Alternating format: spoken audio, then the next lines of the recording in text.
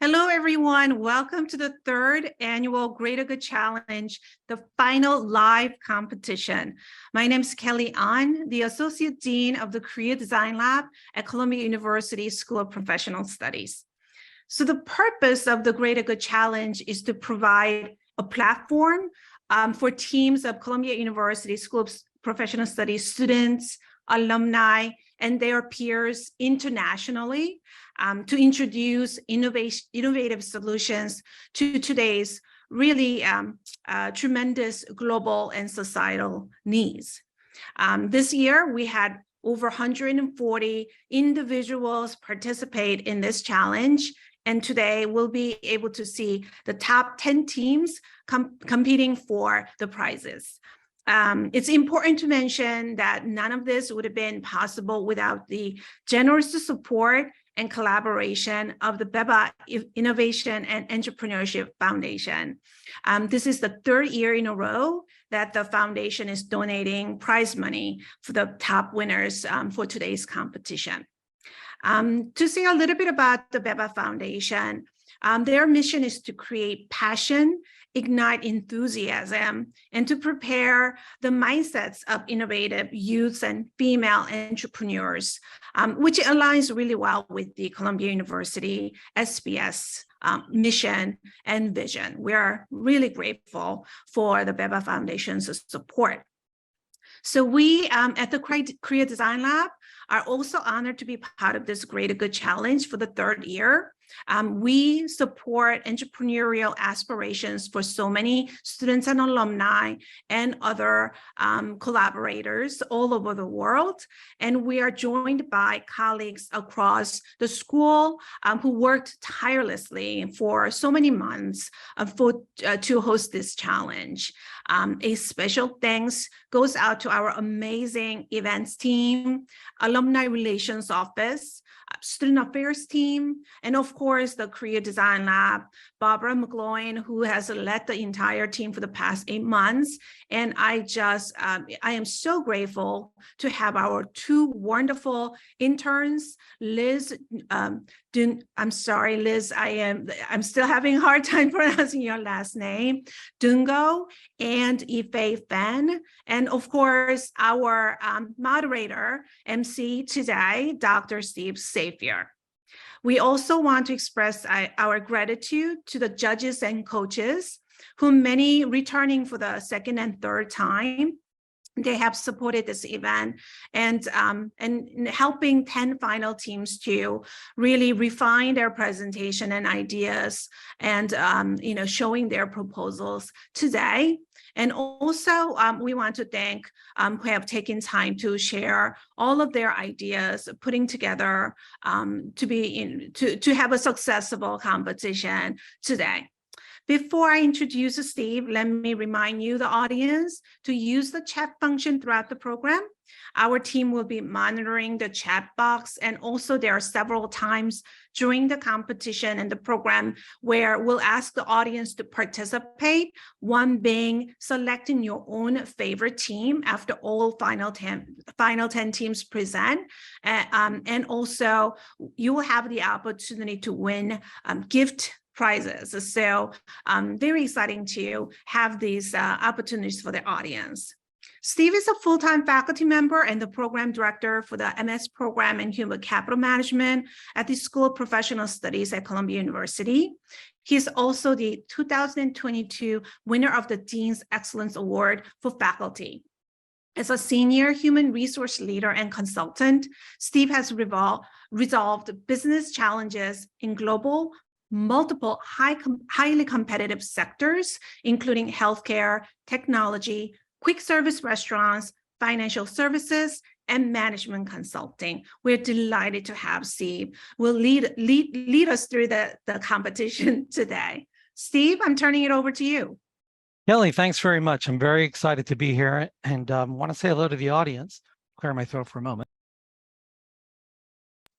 And also just thank my colleagues from the CDL. It's a pleasure to work with you all on behalf of the programs at our School of Professional Studies and providing career services for our students and to organize events like this. So welcome everybody. We're going to start by introducing the judges. We have a full schedule ahead of us, so I want to get right into it. Our panel of judges, as you're going to see, are experts from a variety of fields, from media, healthcare and consumer products, sports strategy and sustainability consulting, higher ed, innovation, nonprofit organizations.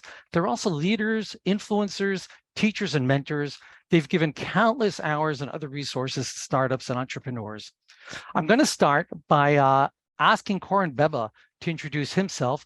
Corin, as you heard, is the Executive Director of the Beba Innovation and Entrepreneurship Foundation. Corin, can you say hello, please? Yes, thank you so much, Steve. Well, good morning, good afternoon, good evening to everyone. This is Korhan Beba. I'm the Executive Director of the Beba Foundation. As Kellyanne mentioned, we are a family foundation that have been trying to provide mentoring and training and these kinds of pitch competitions to innovative young and female entrepreneurs in particular. This is our third year doing this program with the Columbia School of Professional Studies, and we couldn't be more thrilled. I mean, we are honored and we feel very excited and privileged to be doing this. I would like to thank Kelly and Barbara in particular, and obviously the rest of the team who have helped, do this over the past few years and make it the success that it is. I'm very excited to see all the pitches today. I know there's some great ideas and great business plans out there. And without further ado, I'd like to pass it on back to you, Steve. Thank you. Thank you, Goran. And now we're going to introduce to you, audience, Tricia Bauman, the principal and founder of TJ Bauman LLC. Tricia, welcome. Great. Thank you so much, Steve. Delighted to be here. TJ Bauman is a New York City-based sustainability and communications firm specializing in the market opportunities for advancing positive social impact and regenerative development. I also serve as president of the governing board of the International Society of Sustainability Professionals, ISSP, which is the largest association of sustainability professionals around the world, and it offers professional learning programs, credentialing, networking opportunities, and advances sustainability practices, know-how, and capacity through summits, partnerships, and education affiliates. I serve as director of the director on the board of the United Nations Association of New York City. And I'm also an alum of SPS. I did the Executive Masters in Strategic Communication, currently serve on the faculty as an advisor in the capstone course. And I also teach, I'm a lecturer, adjunct faculty at Minneapolis College of Art and Design, Master of Arts in Sustainable Design, which is one of the few sustainable design graduate programs in the U.S. Delighted to be here. Delighted that this challenge is growing ever stronger year by year. Thank you. Back to you, Steve. Thank you, Tricia. So you're an SPS student. Can I assume you got all your assignments done? We're not looking for anything? All good? I think so. I think so. We're coming to the end of our semester. There's always questions we worry about, but thank you. Zanti Ho, can you please introduce yourself to the audience? Absolutely, Steve. I'm really happy to be here for the third year as a judge. Like Tricia, I've been a faculty lecturer and alumni of the SPS program, and so always happy to be here with our students and competitors. I'm the founder and owner of a digital marketing agency called Media Valerie here in New York City, and as such, I serve as a marketing advisor to many startups and early stage small businesses, and I'm always really excited to hear all the ideas that our students and alumni are bringing to the table. So looking forward to it. Thanks so much, Steve. Great, thank you. And our final judge, a colleague of mine from SPS, senior lecturer in the sports management program, Grant Sohn. Grant, please say hi. Thank you, Steve. I am full-time faculty at Columbia, teaching graduate level courses in entrepreneurship innovation. I'm a graduate of the University of Pennsylvania and Columbia Business School. Previously served as a CEO of a startup I grew to become a top 10 sports technology company acquired by ESPN. And I'm CEO and founder of Greater Good Ventures. I have taught my entrepreneurship class 16 times at Columbia in both the business program and the sports management program. As full-time faculty, I'm very excited to see wonderful participation from Columbia startups and incredible global interests from our ecosystem. The Greater Good Challenge 2020 winner, Marisa Cuevas Flores, CEO of Microterra, was one of my students. I don't see any of my current students in this group today, But I've reviewed all your documents and excited about the opportunity. Only a few have minimum viable product and most are business ideas, which is fine and what I'm used to seeing from my students. In my role as a judge and for my 2 assigned groups, let me share with you that I look closely at your story arc as it relates to your ability to demonstrate, minimum viable product and target market fit, and moving from surveys and general market data to primary market data and managed experiments with your target customers. So I'm looking forward to your pitches and wish you all the best. Grant, thank you. And judges and organizers, amazingly, we are on time. So let's keep to it. Time is very important for today's competition. Obviously, we want to hear good, rich content, exciting ideas, but to get through all that, we're going to have to keep very close to the clock. So each team is going to be given 3 minutes sharp. We're going to chop you off after 3 minutes, just shut things down. And I'll try to give you a 30-second verbal warning in advance of the 3 minutes, so at about 2.5. You've prepared no more than 3 presentation slides. The slides don't have music, electronic media, or other props. We know that sometimes it's helpful, but in the interest of time, we have to keep the slides rather to the content. Only 1 team member is allowed to present. And this is very important. After each presentation, the entire team will engage in a Q&A with 1 judge, which will last approximately 3 minutes before we move on to the next team's presentation. So it's important we try to keep that segment to 3 minutes as well. So if you would, keep the number 3 in mind, please. Let's get to our coaches. So just like our judges, we have business coaches who have very impressive backgrounds. In fact, you're going to hear me read from their bios, which we've truncated a bit because there's just so much rich experience to tell you about each of them. And last month, each of the final 10 teams was assigned a business coach who's been helping strengthen the team's proposals and pitches. I'm going to introduce each business coach, and then I'm going to ask each business coach to introduce his or her team. So I'm going to start with the first business coach, and I'm going to ask for Haley Berlin's slide to be put up. Thanks very much. Haley's been working with Team Sourceable. Haley's the founder and CEO of the Additive Agency. She and her team have developed brand strategies, stories, and experiences for clients as diverse as, now listen to this, the City of Memphis, Harlem Children's Zone, the Hazleton Betty Ford Foundation, St. Jude Children's Research Hospital, the World Wildlife Fund, and there are others. Prior to founding Additive, Haley led large-scale brand transformation efforts in Siegel and Gale. Haley currently teaches a graduate class called Purpose-Driven Communications at Columbia and serves on the boards of Democracy Works and the Tyler Clementi Foundation. Haley lives in Brooklyn, New York with her family. Haley, welcome, and please, if you would, introduce Sourceable. Thank you so much, Steve. I'm honored to move to the next slide, please. Great. Thank you, Steve. I'm so honored to have had the opportunity to mentor Sourceable in the run-up to the Greater Good Challenge. They identify the strength of the Columbia University network, and were incubated right here with a cross-disciplinary team representing the schools of professional studies, engineering and applied sciences, international and public affairs, as well as a human rights institution. Today, you'll hear from Lena, who is representing Sourceable. She's a Syrian American who was previously with the American Relief Coalition for Syria. While there, she was a PR campaign manager and spokesperson for Aleppo in 2016. She saw firsthand the challenge citizen journalists faced, losing data because of bombings and other events, the lack of certainty that the stories would get out there, and often being accused of mis and disinformation. Through Sourceable, she and her team are connecting citizen journalists, truth tellers with global media and NGOs, truth seekers, through innovative technologies, including blockchain, with the goal of protecting, verifying, and amplifying human stories in some of the world's most challenging places. Please join me in welcoming Lena as she shares Sourceable's vision for truth and justice. Thank you. Haley, thanks very much. So Sourceable, get ready. You'll have 3 minutes to present, and then you'll answer questions from Judge Zanti Ho.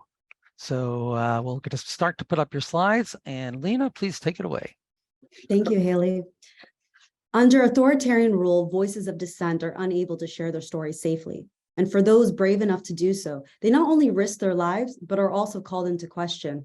My name is Lena, and I'm the founder and CEO of Sourceable. As a Syrian American, I have spent the past 10 years elevating stories from Syria in the media.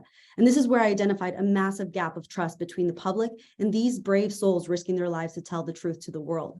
Let me tell you a story about this. A few years ago, my friend Kase here up at the top was filming while choking on sarin gas in Syria. His footage of hundreds of lifeless bodies was shared with the entire world. But unfortunately, many people in governments called it fake news. Enter Dion here at the bottom. a Wall Street Journal reporter. Diane and his team received thousands of these types of images and videos from around the world. Diane received Kusei's video through Twitter and now has to conduct an open source investigation. This takes Diane and his team a considerable amount of time and effort to verify if Kusei's video is accurate. Time and effort that many people in the industry just don't have a lot of. So we created Sourceable, an online platform and mobile application which addresses this problem of verifying sources. We help truth tellers tell their authentic stories. We help truth seekers share accurate accounts from hard to reach areas.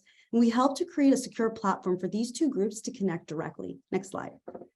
And our blockchain verification solution is scalable. And we achieve this through enabling citizen journalists to document local stories, automatically verify and archive it, and then share their content directly to our paid subscribers.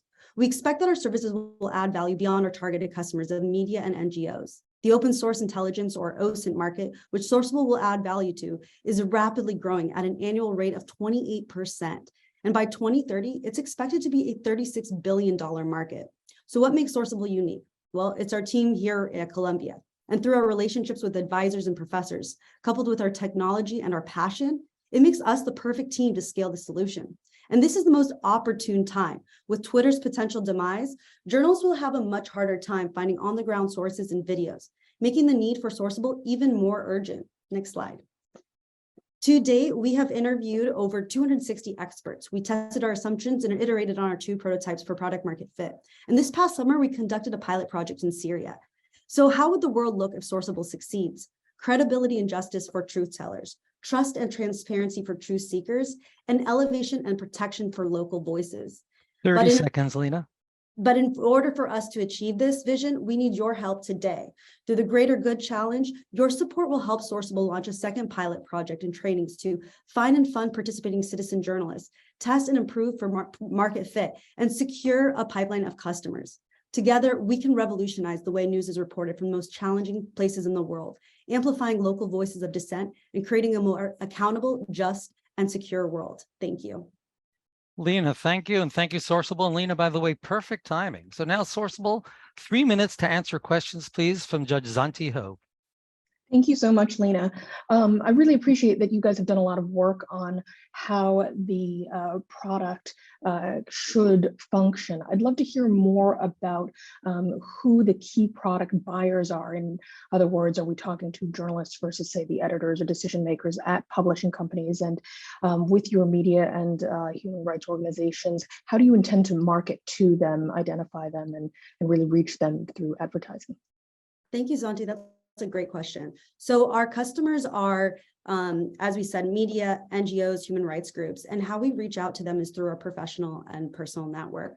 For the media industry, the people who will be obviously writing us the checks are the people at the top, the ones that are making the decisions. So we have talked to numerous of them and asked them, is this something that you would need? With a majority of them saying absolutely yes. The other groups, so for example, some of these customers could be CNN, NPR, BBC, et cetera, New York Times. On the human rights side, we anticipate Human Rights Watch, Amnesty International, IRC to really be able to utilize the tools that we are providing to citizens, providing to their customers to use our online platform. Thank you, Lena. Of course. Do you have any other questions? I think that we need to keep to time. Is that right, Steve? No, Zanti, we're okay. We have another couple of minutes if you like. Great. In that case, obviously, research from Edelman each year shows that over the last couple of years, there's a real erosion in trust in the media. Is there an opportunity here for you guys to be also providing direct sources of content for people who are interested in hearing from citizen journalists directly?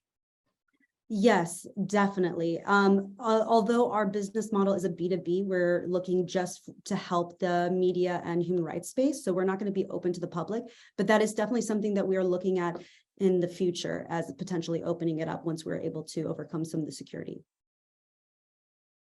Great, thank you. Great. Zanti, anything else or shall we move on? I think we're ready to move on. Great, thank you. Thank you, Zanti. Thank you, Lena, and thank you, Sourceable.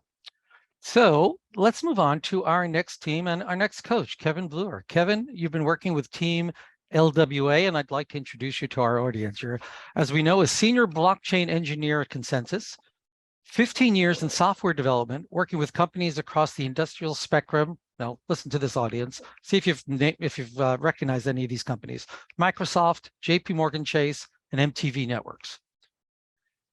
Kevin's also an experienced trainer and mentor, having created and delivered courses to developers around the globe.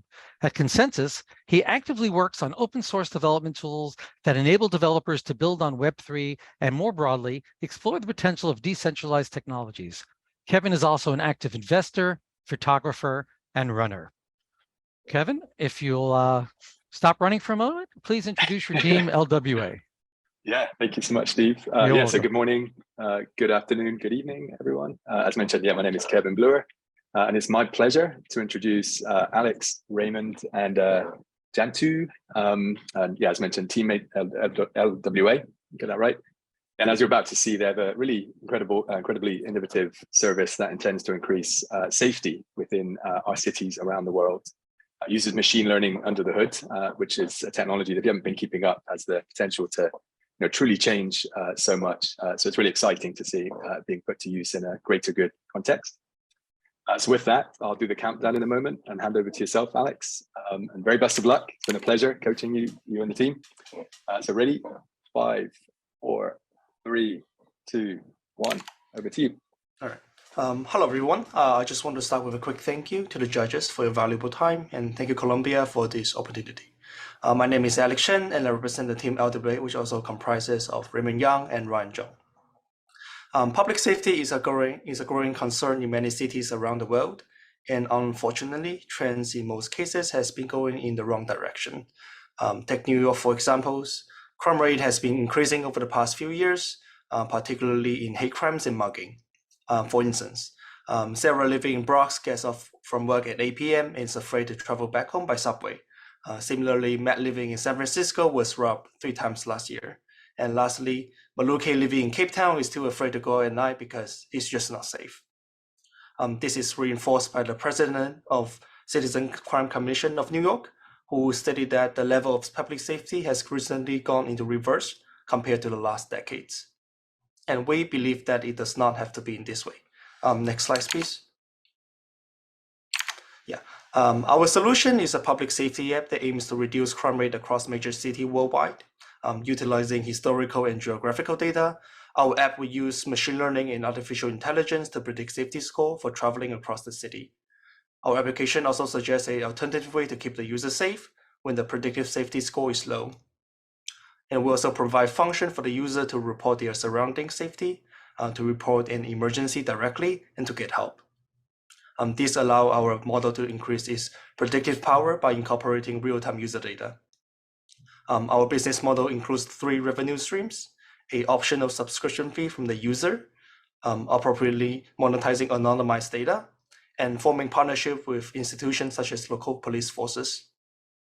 And secondarily, we would also like to give back part of our earning to the city we operate in to prevent crimes and increase public safety, therefore creating a virtuous cycle. Next slide, please. Here's our predicted timetable and cost schedule. Our phase 1 involves building and testing our application for public living in New York. Phase 2 involves launching our application into the domestic market and forming partnership. And phase 3 is to launch our product internationally in selective cities. And given sufficient funds from each cities, we believe our application has great potential for reducing crime globally. And hopefully 30 seconds, please. Resulting in a world where Sarah, Matt, and Maluke can travel through their city free of concern for their safety. Thank you for your time.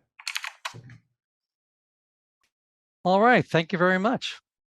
Now we're going to hear from Zhangyu Chen, who's going to ask questions of our team. Please go ahead. Is that me? Yeah. I think that's me. Oh, I'm sorry, Grant. I'm sorry. There you are. So you left 30 seconds on the table. So my first piece of advice is never leave time on the table. You spent a lot of time on defining the problem, so clearly a problem, right?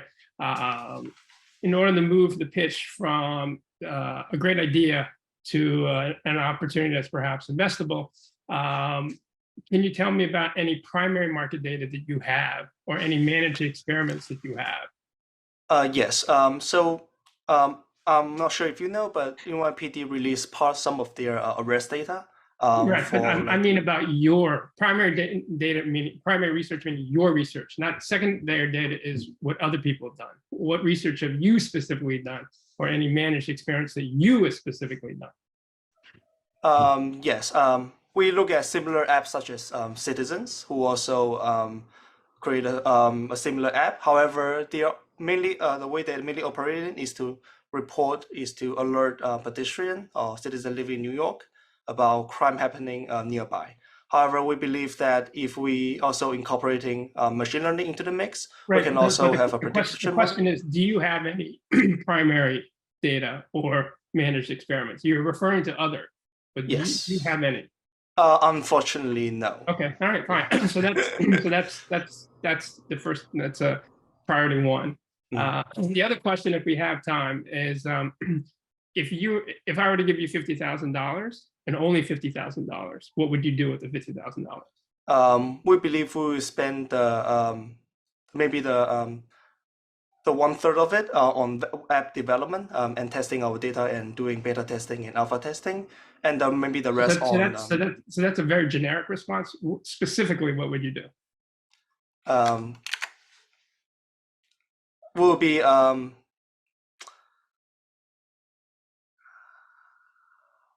I'm sorry. I need a second. Yeah. That's like you do and say, "Oh, we're gonna post on social media." Yeah. We were planning to do spend most of the $50,000 that you provided on advertisement, maybe on social media and also YouTube, maybe for a news report. Right. So I guess my advice going forward would be to drill down into specifics. So yes, all your general assumptions are correct, but you need to drill down to that next level. I see. Okay. Right. Thank you. Grant, thank you. We're coming up on our 3-minute mark. We good? Okay. So thank you very much. And let's go to our next coach and our next team. I'm going to introduce Marty Bickford. Marty's been working with Team Torch. By way of introduction, Marty has over 25 years of experience working in Silicon Valley. He's been a part of the founding team at 6 startups, including SaaS, media, and encryption-focused companies. He's been through 5 acquisitions where he stayed on for various lengths of time during assimilation. Recently, he served as the SVP of Customer Success, where he completed a sale to an ad tech SaaS provider. His areas of expertise are around operations, scaling, leadership, and monetization. Currently, Marty's with Startup Science. Startup Science provides free educational and access tools for early stage founders and works with world-class acceleration programs and universities. Marty, thanks very much for joining and for coaching, and please introduce your team, Torch. Well, it's a pleasure to be here. Torch has been a really exciting team to work with. Tanya and Arvin are truly folks who think globally and act locally. Torch is looking to right a wrong that's unfolding in front of us in real time. It's about the loss of cultural heritage. Locally, it's about generational wealth, and it's also about global markets. They have meaningful support from the local ecosystem because without their efforts of Torch, that loss will be permanent. So I'm confident that they're going to have the help required to accomplish such an important mission. And it was a privilege to work with, have a small contribution to what they're doing. And I'm excited to see them succeed over the next couple of years. Thanks, Marty. And again, welcome. So Team Torch, get ready. We're going to give you your 3-minute segment and ask you to present your ideas. On your mark, let's get set and go. గురిగురివంతులారా గుణవంతులారా కూర్చున్న పెద్దలారా కథ చెప్పనేనంత వాడినో ఈ కనక మండలంలో. Wondering what this is? It's a phrase from an Indian folk art where the artist is saying, "Oh, you learned and wise men, why would you listen to a poor artist like me? Is it because of this platform? I think it's because of my very own art." And such is the value of Indian arts and crafts with its rich culture and heritage. You will find these artists very often wear elaborate ornaments, fabric, and even play instruments and handicraft materials. And you should consider yourself extremely lucky if you can take a glimpse of this treasure now. now that this art is dying every day and such artists are reduced in number every next generation. With an industry of 4.5 billion, you would not assume that's the case. But come to think of it, there's an artist, production, and there is market, that is customer. Production is coming down because the market is coming down. Why is the market coming down? Less production, less accessibility, less affordability. And this is the vicious cycle in which the Indian arts and handicrafts industry is stuck in on loop. There is no lack of aggregation. There is lack of aggregation. There is no market link. And most importantly, in the supply chain, you'll see in red are the middlemen who exploit both artists by not providing them the value they deserve and the customer by not providing them with legitimate products. Change. We as the people who are interested in saying, can you change the slide? We as the people who are interested in saving the cultural heritage of India, we want to create a direct link between the artist and the customer by, if you see in the red, we have replaced it with our own mobile-based application that focuses on creating a transparent platform to meet both the ends meet by bidding and buying. And how we legitimize this entire process is by involving nonprofit organizations like ours and government organizations who have promised voluntarily to put in resources and data so that we license artists and trademark products. And we increase production by providing incentives and pensions to artists, increase market by providing tax rebates to customers. And isn't this a simple, viable, innovative solution based on existing malfunctioning market, but is fully potential? With the resources that we already have, we can run a prototype within the next 6 months with the help that I can get with all of you. And we can prove that, can you change the slide, that this is the viable, scalable, and most importantly, profitable business plan that is driven by collaboration Tanya, and 30 is government seconds. and that is government associated so that we can create more jobs, preserve heritage, and most importantly, give birth to new customers, and as a result, give birth to new products and artists. And this people is all about MOL. MOL stands for value in Hindi, and MOL means make my own label, crafting livelihoods with labels. Thank you so much for this opportunity. Thank you, Tanya. With the 3 seconds left, I was going to try to repeat what you opened with, but I decided to just give that up. But thank you very much. Maybe Judge Corin Beba would like to try to repeat it. Corin, thank you. Welcome from the Beba Foundation. And we'd ask you to ask questions of the team. Hi again, Tanya. Thank you very much for the presentation. I think what you're proposing is definitely it's a great cause. I just want to understand a little bit more regarding a few things if we have time left. One is, what is going to be your revenue model? So how will you actually be making money? I do realize it's a social enterprise, but still you should be making money in order to be able to pay your own bills, right? Correct. So what is the revenue model that you will be following? How will you be making money as as the enterprise that you're in? Sure. Initially, our plan and as a proposal, we started off to become as consultants of the government and the nonprofit organizations, which will then input the data and resources to our own platform and provide a marketplace for artists. When customers benefit through this activity or transaction, we get our own share from this transactions, and this will be a percentage that will be set up by the government so that we are not the middlemen who are exploiting the people, but we are creating a platform that is working on a fair basis. So this was the simple model that we were working for now, and especially with our expansion plans, we would definitely like to explore more financial options to sustain our community.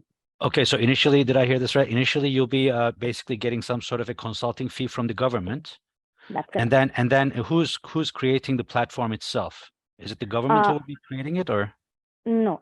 So Torch as a team is a very well-established nonprofit organization in India, and it's an organization that is very diverse. We have people who are engineers and doctors and artists, and we have our own data source.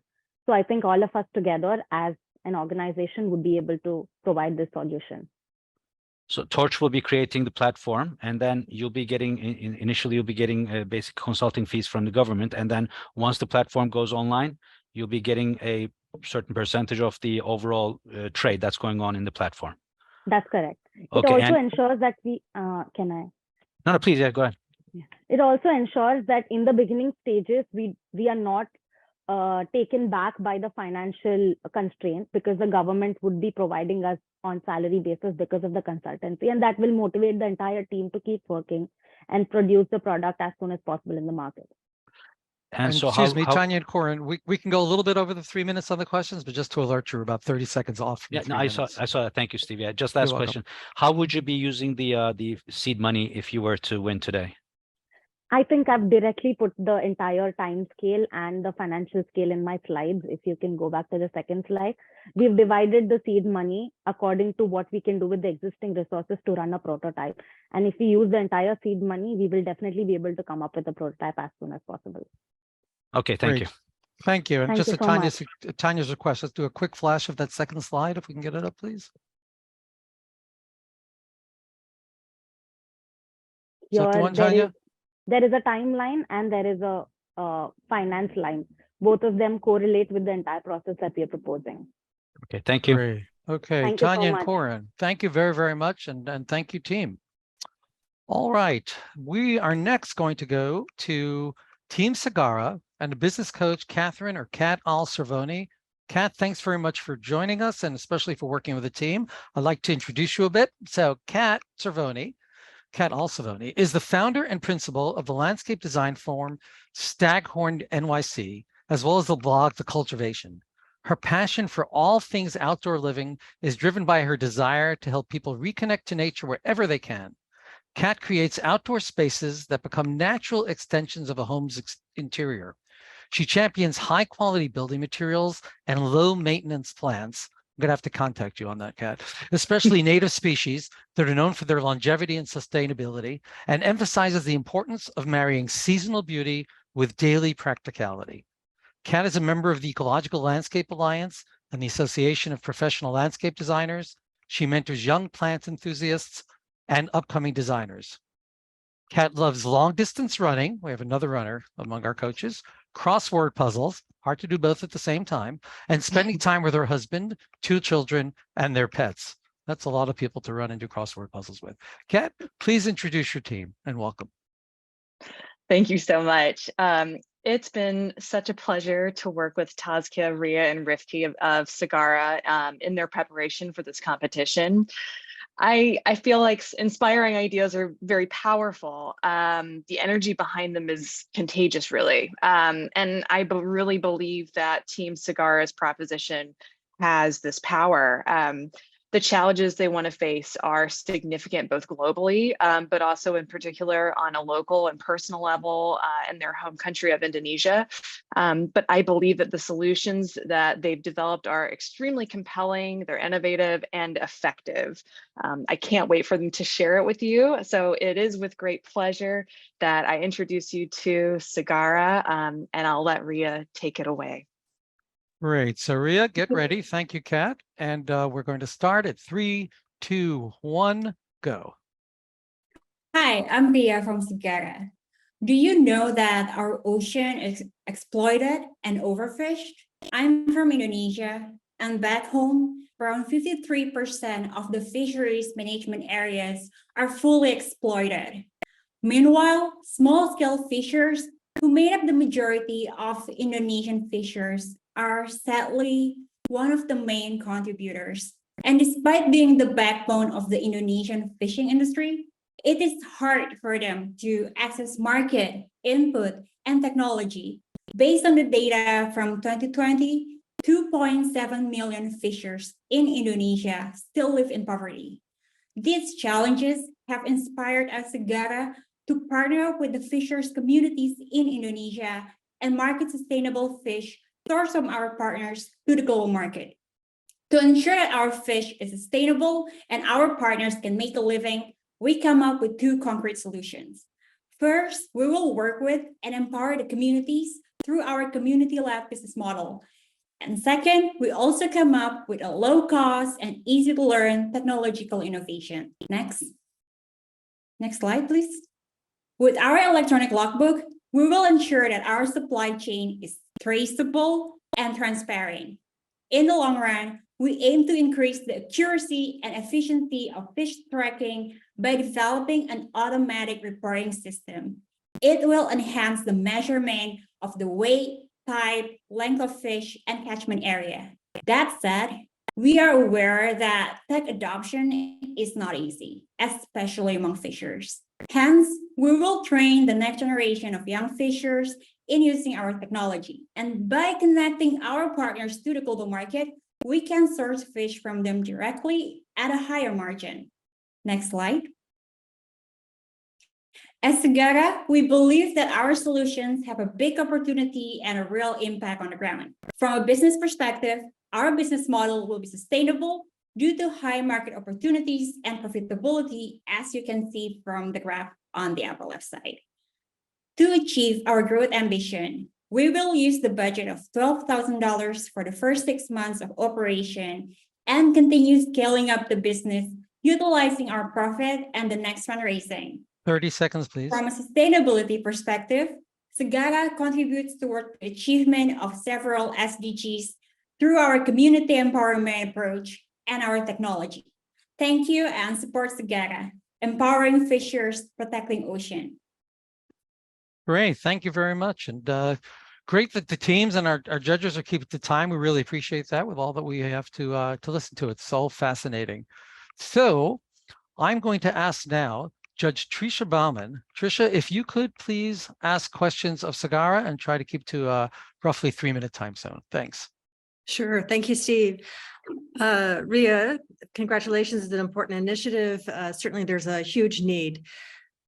Could you talk about what you see as why and in what ways this market has not been adequately addressed as yet? Yes, thank you for the question. So I would like to invite my partners, who is also the business powerhouse of our team, Bataskia. Maybe you could also enlighten the audience and Trisha on that question. Hi, everyone. I'm Taskia here. I'd like to try to answer why this problem has not been addressed in the market. It is because currently, from the local perspective, this sustainability awareness has not been really well spread. And we believe that for small scale fishers, they are still focused on the domestic market. However, as a team that is really, really aware of the sustainability, we see the opportunity that this can be the market that is needed in the global market. Hence, that's why even though we are not the first one, the first startup that actually do this initiative, but we believe with our strong differentiation, we can also be the winner in the market. Thanks, Taskia. So the means of reporting the data sounds like it's through an honor system. Is that right? And if not, how does that work? What is, in fact, the ability to verify that this is accurate and non-fraudulent data? Thank you, Tisha. Go ahead, Rifki. Sure. I will add to that. I will answer the question. So basically, we have two technology: first, electronic logbook and automatic reporting system. So in automatic reporting system, we make the data valid by using image recognition approach. So basically, there's camera, we collect the data of fish. So using the image recognitions, we could know the type of fish as well as estimating the weight and the number of fish that we catch. And we also have GPS using the electronic logbook, so we could track whether they go to the unprotected area or not. And moreover, we will also assign some officers in the landing port to make more validations regarding our data. So that's how we make it more verified and valid. Great. We're coming up on 3 minutes and about another 20 seconds. We can go a little longer, but Trisha, anything else? Yeah, just one quick question. How do you anticipate finding your initial relationships with the localities, with the communities? How will you establish those relationships? Yeah, we will start off with a lot of events initiative because we will also empower them in terms of the, okay, time's is up. Can I continue? Well, just finish your sentence, please. Yeah, finish your thought. Oh, okay. Yeah, so we're not only going to focus on the sustainability in terms of the communications to the fishermen. So we're also going to empower them and help them from the economic perspective. So the first initiative that we're going to do is a lot of events. We're going to empower them and to acquire them as a part of our community. Right, thank you. Back to you, Steve. Thank you. Trisha, thank you very much. So audience, and panelists, and judges, and teams. We're running on time, which is good, and we're learning a lot. So let's keep on going. A lot to cover. I'm going to introduce now our next business coach, Dean Augier. Dean's been working with Team Analytics for Good. And let me tell you a little bit about Dean, an accomplished strategist who propels business development firmly synchronized with organizational goals. That's near and dear to my heart, Dean. He leverages technology, driving revenue and investment return through well-executed plans for various enterprises across diverse industries. Dean has directed intricate measures affiliated with both private and public sectors, stemming from the coordination and pursuit of sophisticated cyber capability programs with best-in-class service providers. He bridges emerging technology platforms, aligning with the core business of Intralink's capital partners. Dean works at the C-suite and board level, spanning a variety of industries globally. And sorry, I mispronounced it. It's Intralink's capital partners. Dean, welcome, and please introduce your Team Analytics for Good. Thank you. Good morning, everyone. My name is Dean Augier, as indicated, and partner at Intralinks Capital and coach for Team Analytics for Good. It's been a privilege working with an exceptionally talented group on an exciting and highly promising concept addressing a very serious socioeconomic issue by way of leveraging a SaaS application for analyzing, automating data in a unique and innovative form. In light of time constraint, extend good luck to team. Natasha, take it away. Great. So we're going to start. Thank you very much, Dean. Natasha, we got 3, 2, 1, and go. The problem. For every Apple and Amazon, there are tens of thousands of small businesses struggling just to make it to the next day. These small businesses do not have the luxury of having a failed project or idea, leaving minimal room for error. 99.9% of all businesses are small, which translates to 36 million small businesses in the US and 400 million worldwide. They are responsible for creating 2/3 of all new jobs.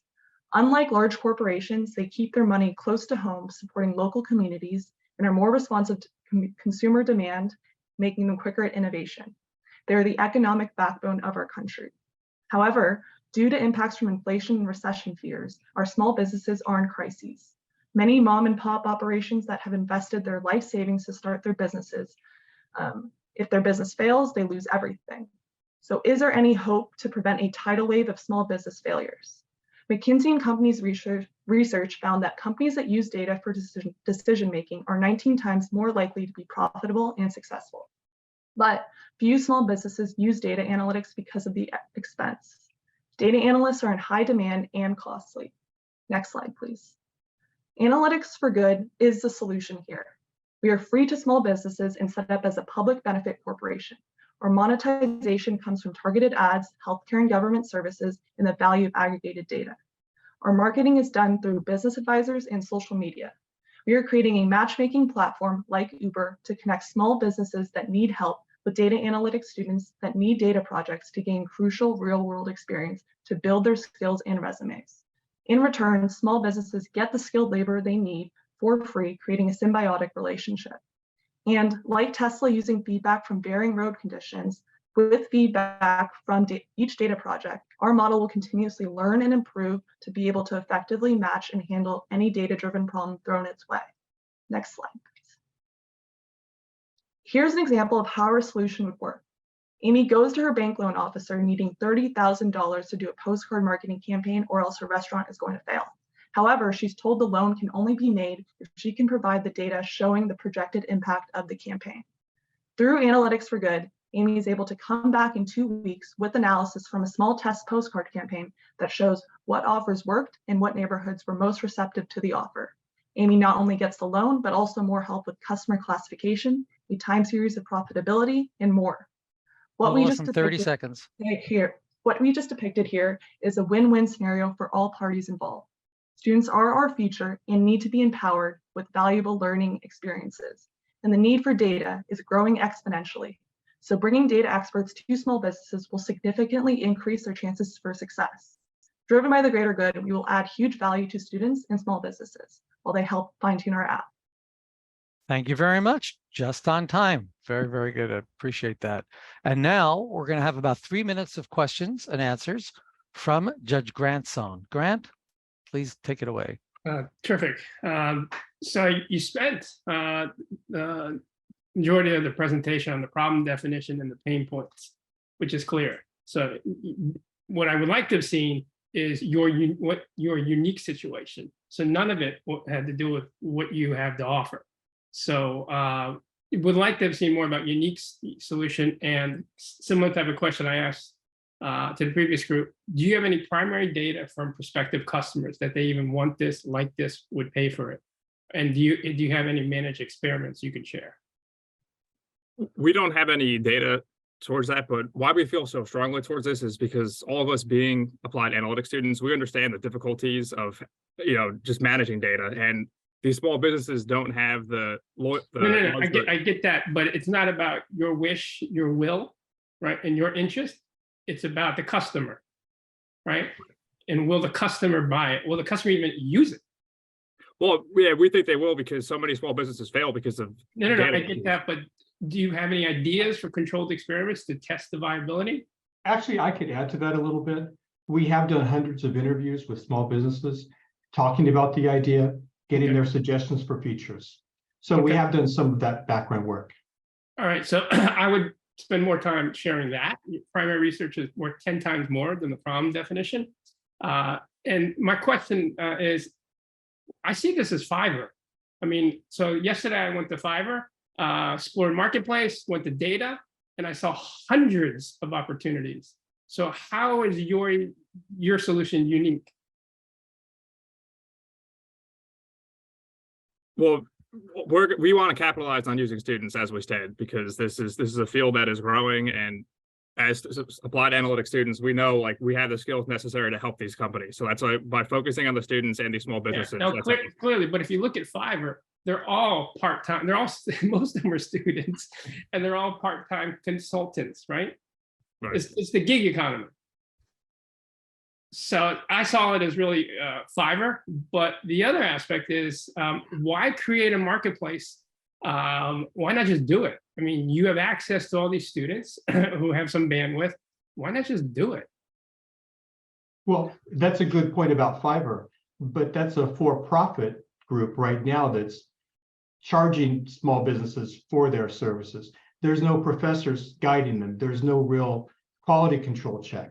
So it's a great transactional forum, but it's not really what we're looking to do. We're looking to really add value, not just provide a single piece of help. Right, so then you need to validate that a professor adds value into that equation, which I could argue may or may not. And then if it does, and if we do add value, why not just do it? Let's say we're at 3 minutes. We can go a little bit further, but it's time to start to wrap up, please. John, anything you want to answer? Anybody else on the team? We will do it. That's exactly what we're going to do. We're going to start. This is what we do as faculty, right? We work with our students and we consult to not-for-profits or for-profits. I mean, but what we want to do is we want to build this and we want to scale it so that over time we have the best analytic app in the world. That's the goal. Okay, thank you. Very much appreciated. And gives us time now to move to our next team. So I would like to introduce our next coach, Ricardo Tavares. Ricardo's been working with Team Coastward, and let me tell you something about Ricardo. Ricardo's a serial entrepreneur and an investor. 15 years ago, he founded the first online music lesson delivery website in the New York City, New Jersey, and Connecticut area. The company was sold in 2015, which prompted Ricardo to begin investing in startups as an angel investor. Recently, he co-founded and began running a company by the name of SportVest, which was sold to the NFL in 2019. Since then, Ricardo has focused his time as acting COO and investor to opportunistic growth tech companies with high growth potential towards IPO or significant exit. Currently, Ricardo is the Chief Operating Officer of Holofly. He graduated from the Enterprise Risk Management Program at Columbia SPS in 2018. Ricardo, unfortunately, was unable to be here today, but wishes his team Coastward good luck. Steve, I just want to add quickly that Ricardo is actually getting married. That's the reason he's not here. That sounds reasonable, Kelly. Thank you. I think it is, isn't it? But right up until I think the last minute, he's been working with the team. So I'm sure the team members are aware of that. And I just want audience to be aware. Ricardo is our third year returning coach. Thank you, Steve. Kelly, thank you. And I'm sure everyone joins me in wishing Ricardo the best of health, happiness, and more happiness. All right. So Team Coastward, please get ready. And we'll ask you to do your 3-minute presentation beginning in 3, 2, 1. Climate change is increasingly impacting coastal communities who depend on key environmental habitats for revenue, as well as protection from storms, erosion, and flooding. One example of these habitats are mangrove forests. Globally, 500,000 hectares of mangroves have already been lost due to human activities such as clearing forests for plantations or fish farming. It's expected that this will require $5 billion in funding to restore. So imagine if your community relied on these critical ecosystems, but you lack the funding to restore them. It impacts your livelihood and the sustainability of your entire community. Meanwhile, corporations are seeking opportunities to offset their hard-to-abate emissions, and one solution they look to is the voluntary carbon credit market. Today, most projects on the voluntary carbon credit market are 100 hectares or bigger. Coastward wants smaller communities to have the same market opportunities. And research shows that unless we do this, a gap will be created as demand from credit buyers in the market will boom upwards of 15 gigatons of emissions, while project supply will fall short by almost 7 gigatons. Coastward helps bridge this gap by connecting carbon credit buyers and coastal restoration projects. Next slide, please. So how does it work? Communities on the ground have their phone in hand and can send data directly to us.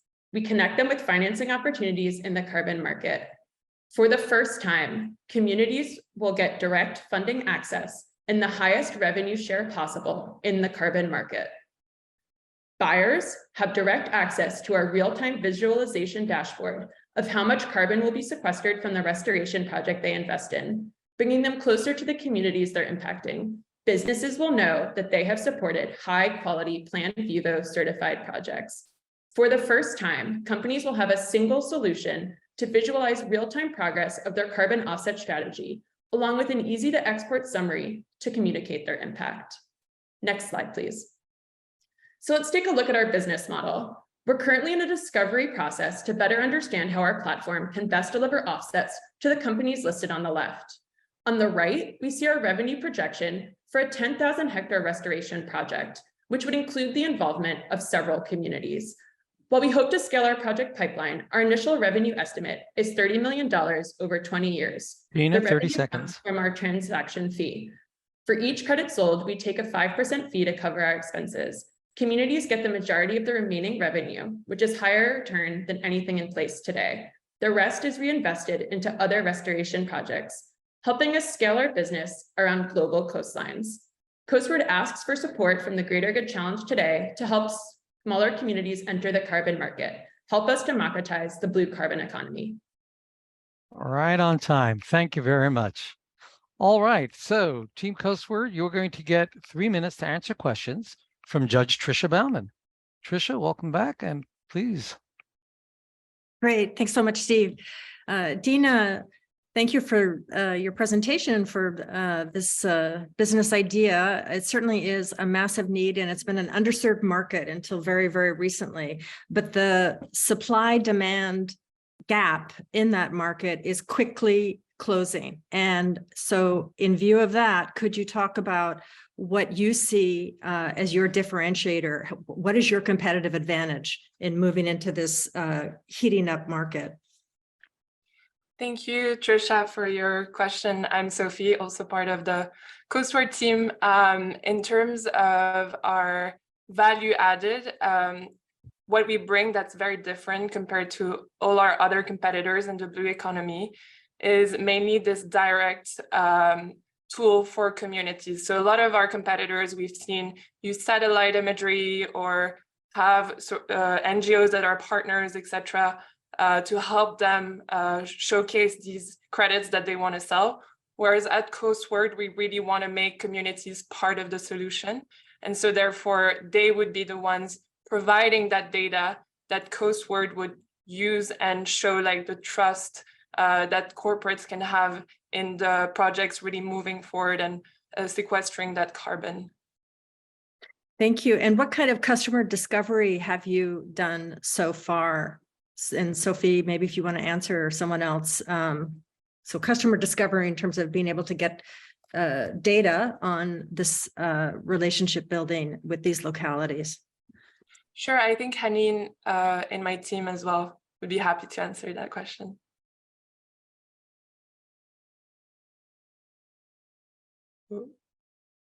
Here we have about a minute left. Okay.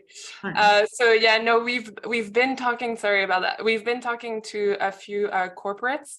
I've been working in the carbon markets for a few months, starting during my master at Columbia.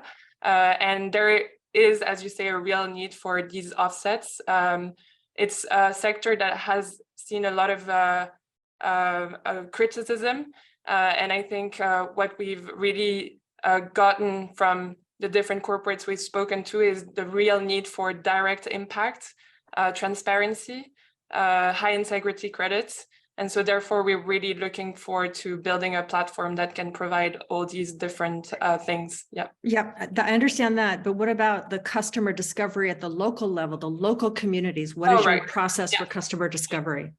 So for that, there's a lot of online tools that enable us to determine where there's been the highest impact on mangroves. And so what we've done essentially is going and speaking not only to communities, but also sometimes the political advisors or people in the country. And then we think our first project will be in the Philippines, because that's where we've identified a lot of need for funding to restore mangroves. So that's our discovery process on the community side, yes. All right, thank you. Thank you, Steve. Yeah, thank you. Thank you, Tricia, and thank you, Coastward. And we can go on to our next team. Now, I understand that our next business coach, we welcome back Marty Bickford. Marty's been working with the team Wersis. Marty, take it away, please. All right. So Wersis, it was a real pleasure to work with Leela and Chrysanthi. I really believe they've got the right stuff to be successful entrepreneurs. They're a really strong team with lots of passion.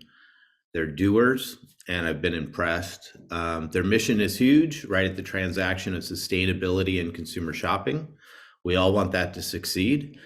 It's a huge opportunity with growing demand that the market hasn't met yet, and that supply-demand gap is expanding rapidly. It's a simple solution that can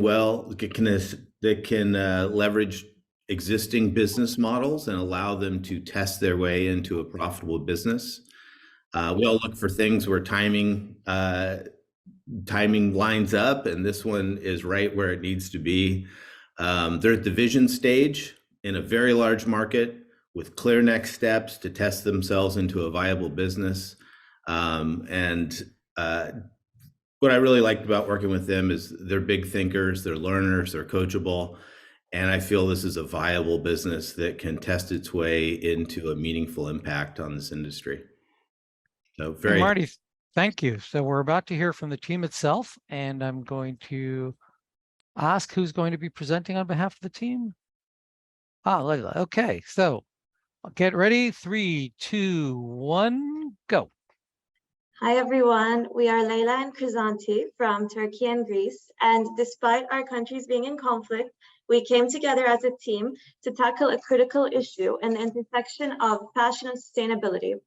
Moving to New York for the Sustainability Management program at Columbia University, we were overwhelmed with the amount of clothing stores and the modern shopping habits that are incredibly harmful for the environment. However, despite the abundance of options, we realized that an online site that sells a variety of stylish and sustainable clothing brands does not exist. That's how we came up with the idea of Wersis. Wersis is a sustainable online retail platform. And as a sustainable shopping platform, we make it easier for consumers to shop responsibly, reduce greenwashing, and the harm that the fashion industry does to the environment. The world is moving in this direction, and we are riding this wave to carve a better tomorrow. Next slide, please. So we have some bad news for you.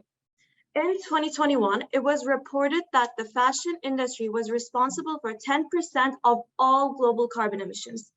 342 million barrels of oil are used every year for synthetic material production. And non-organic cotton production uses 93 billion cubic meters of water every year. We can do better than this. And here comes the good news. The market for sustainable fashion is growing and is projected to reach $8.25 billion next year with a 9.7% CAGR. The other good news is that the industry is moving in this direction, and Versus can use a well-established affiliate business model, earning a 10% commission. We want to get it on the ground floor, and we have a plan. Next slide. Our priorities: action. So with the funds, we will build a really well-designed website. We are also developing a social media presence on Instagram and TikTok by creating content as well as writing blog posts to maximize SEO. We have 3 KPI. Number 1, contact more than 200 brands by December 31st, 2022. Number 2, have 1,000 unique daily shoppers by March 1st, 2023. And number 3, establish an advisory board by February 1st. The current state of the fashion industry is problematic. With increased access and transparency through Versus, the 30 seconds, Leila. The adoption of sustainable fashion will accelerate. We are a strong team with complementary skills and a passion about fashion and sustainability. We have a real and growing opportunity, a plan, people willing to help, and we are ready to take action and accelerate the change we all need. Thank you very much. Great, thank you, and thank you, Versus. We'll now have questions. Judge Tricia Bauman is going to come back and ask questions of our team, Versus. Hi, Tricia. Hi, Steve. Thank you. Thank you, Leila. This is certainly a massive need. It's a massive problem. A couple questions on your particular solution. How are you thinking that you're going to arrive at verification for sustainably sourced products? If you could talk about what framework, what standards you're going to be working with, what kind of due diligence, what means of assurance you're planning to work with? Yes, of course. So we're going to be we were going to be looking into the supply chains, we're going to be in very close conversations with the retailers. We're going to be looking into their supply chains, try to learn as much as possible that they're willing to provide for us, and also communicate all of that to our customers. So it's going to be, the criteria is going to be from the materials that they use, their suppliers, if they have any contracts with their suppliers to reduce any emissions that can be caused out of their control. We're just going to try to learn as much about them to ensure that they're not greenwashing. And what standard specifically are you considering working with? So our priority is that they're potentially a net zero company and that they use sustainable materials. And do you have a framework or a standard identified that you want to be working with, that is established and that is going to be used for assurance? Can I add something? We're going to first focus on big corporations, which are well established and have a clear value chain. All right, thank you. And where is LCA in this vision of Versus life cycle assessment? Or is it, maybe it's not, but that's a question. Where would be life cycle assessment in how you're considering this issue and your business initiative? So the the LCA assessment is based on our brands that we're gonna have in our website. We're gonna test whether their supply chain is sustainable and whether they're using. We're going to include brands that are using sustainable materials and like made out of organic cotton or are made out of materials that were already used in fabrics. So that's how we're going to include the LCA model in our proposal. And one quick final question, who do you see as your top two competitors that you'll be contending with? So far, the market is not big and we don't have a lot of competitors, but the biggest competitors are the already established e-commerce platforms such as Net-a-Porter or Farfetch that have already set up the network, and they're willing maybe in the future add sustainable brands to their network too. All right, thank you. You're welcome. Thank you, Steve. Yep, you're welcome. And thank you, team. We're going to move now to the CARE team. Now, Shivam Kishore has been working as a coach for the CARE team. Unfortunately, Shivam wasn't able to make it today, but I'd like to tell you something about him. And then I'm going to ask Barbara to introduce the team. So Shivam's leadership and expertise is in architecting, building, and launching large-scale digital strategies, products, and services. He excels at enabling systems-level transformations by intersecting strategy, innovation, and people. He thoroughly enjoys relationship management and multi-stakeholder analysis and engagement. Shivam has worked for EY, Deloitte, the Vancouver Economic Commission, and currently the UN Environment Program, leading large-scale digital transformations. And Barbara, I'm going to ask you if you might step in for Shivam and introduce Team CARE, please. Thank you, Steve. I have the honor to introduce Team CARE. Rashika, Carly, Rafa, Kasra, and Helena are ready to share their ideas with the judges, coaches, and the audience. We're looking forward to hearing from you on how to provide remote learning to refugee girls. CARE, you may begin your presentation. Okay, I'll give you the start. You ready? Who's presenting on behalf of CARE? Rafa, hello. And 3, 2, 1, go. Nearly 1 million Rohingya refugees in Bangladesh live in poverty and statelessness. 30,000 are relocated to Bhasanchar Island, a third being children. Most organizations in the camps only have the capacity to educate 10 children 10 and under, leaving thousands of teenagers without an education, resulting in only 3% of Rohingya adolescent girls going to school. Our mission is to give these girls access to education, and our vision is to empower women in vulnerable circumstances through an education. Next, please. We are currently in phase 1, building capacity by recruiting Rohingya refugee women as teaching assistants and reducing structural barriers that keep girls from accessing an education. Initially, 200 girls will join classes at 10 learning stations. The outcome of this investment will be the beginning of a community that values girls' education and a woman's right to work. Due to the urgent need in the camps, we have already launched our classes to Google Classroom, but in phase 2, we will hire developers to design our custom learning management system. Our goal is to provide resilient hardware and software that can operate in a refugee camp. Our third phase is to scale our project by building strategic partnerships. We've already secured a Rotary Global grant and support from the Bangladeshi government and NGOs. Our goal is to scale remote learning to 800 female learners across the island. Next, please. We launched the project 2 weeks ago, and it will continue into June 2023. Our model uses a feedback loop to ensure real-time data is incorporated in all 3 phases. Our business model is profitable. This is the only EdTech intervention in the island and uses low-cost technology. And we will charge a fee for those outside the camps to access our in-demand asynchronous ESL classes. It's feasible and scalable. While most organizations are not allowed to provide classes, the government authorities have allowed us to conduct our intervention, and is impactful.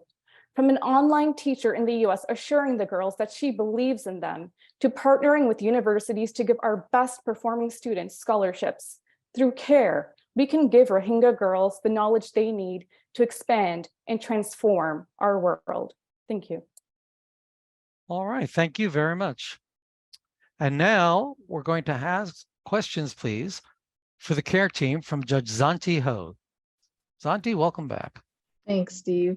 I'd love to hear a little bit more about why you have chosen to present this organization as a social entrepreneurship venture rather than as a nonprofit, considering your mission and considering that we didn't necessarily hear very much about your money-making portion of the venture? Yes, thank you so much for your question. So essentially, even though for our initial capital, we will be relying on grant funding, we realize the need to sustain our operations by relying on a social enterprise model of funding. So we will, in the long term, our classes are very in demand, especially our asynchronous classes. The director of the British Council in Bangladesh has even told us that our asynchronous ESL classes are unlike anything he has ever seen. So there's a huge demand for our classes for those who want to learn English. So we hope to have those who seek to learn English outside the camps, and we hope to charge them a small fee to access our classes. And in the long term, this will help us break even and to continue providing free educational services to the girls in the refugee camps while covering our revenue costs by charging a fee for our classes to those outside the camps. Yeah, I did see that in your proposal. Can you tell us a little bit more about how the fee-based model works and how you are actually marketing that and reaching those who can afford to pay a fee? So there are several ed tech initiatives that have already implemented this model, such as Next Connect in India. And essentially, it relies on providing free services. So this project has this model has already been tested in other areas, and it's successfully by marketing our classes in the long term. Once we procure our initial capital, we can market our classes and work with local partners, such as in Bangladesh, to offer our classes, our recordings to people throughout Bangladesh and throughout the world to provide, to charge a small fee to access the classes and to ultimately continue providing free classes to the girls in the refugee camp. Great. And Zanti and Rafa, we're almost at 3 minutes, but we can go a little longer. I just wanted to bring that to your attention, Sure. please. You have identified that you guys will be leveraging existing technologies. I guess I'd like to better understand why you see in phase 2 the need to build your own. So for the custom learning management system, even though we've already used Google Classroom, in doing so, we've also realized the challenges in using this platform. It's a bit too complicated for the girls in the refugee camps. There are so many restrictions in this camp, legal restrictions. So we need to create a very simple LMS that can, that no matter what, will be able to continue to operate in the camps, despite the restrictions there are in education and technological availability. And we hope to ensure that it's also securely encrypted to maintain the privacy and security of this highly vulnerable population. So, yes. Thanks, Rafa. Back to you, Steve. All right, Zanti, Rafa, Team Care, thanks very much. We can now move on to our next business coach. It's my pleasure to introduce Tisha Hammond. Tisha's been working with the team, The Wash House. Welcome, Tisha, and I'd like to say a little bit about you. All right, Tisha thank Hammond, you all. welcome. Tisha left into entrepreneurship in 2015 and is known as the small business cheerleader, media strategist at ascentmediapro.net. With a knack for tapping into human capital, she has mastered boosting membership across business communities, including the Global Pep Squad and the National Association of Women Business Owners. Tisha is the creator and host of Pep Talk TV, a live show presented by Dell Technologies and dedicated to celebrating entrepreneurs. In 2022, the Pep Talk platform reached over 300 episodes. Also, Tisha is the best-selling author of Daily Devotional for Entrepreneurs, Your Season to Grow, whose foreword was penned by Dr. Dennis Kimbrough, best-selling author of Think and Grow Rich, A Black Choice. Tisha hails from, or actually lives in Farmington Hills, Michigan, and there she enjoys life with her husband, Ken, 5 adult children, and as I have in the bio here, many grandchildren. Keisha, welcome again, and please introduce your team, the Wash House. Thank you. For the last 3 years of high school, my washing machine was the only bathtub in my family's apartment. For that reason, and for the conversations that I've had with this team, they have my belief, and I truly am in line with their mission. The Wash House, a social enterprise based in Mississippi, targets underserved minority communities in the South plagued by historic resource inequity, educational disadvantage, and generational poverty. Their innovative structure empowers local aesthetic entrepreneurs, provides key hygienic resources, and enables intergenerational development centered on culturally informed services. So in short, the Wash House offers a holistic resource to disadvantaged communities. And as Team Dad, Edward Pierre III says, the Wash House is where you go for free internet, to pay your bills, to apply for jobs, to do your homework in a safe place every night, and where aspiring entrepreneurs go to invest in their growth, whether or not they are washing their clothes. The Wash House has successfully operated for more than 1 year in Edwards and is excited to share their plans for expansion into Jackson, Mississippi. Judges and audience, I am introducing to you Lacey Pierre for the Wash House. Keisha, thank you very much. Lacey, welcome.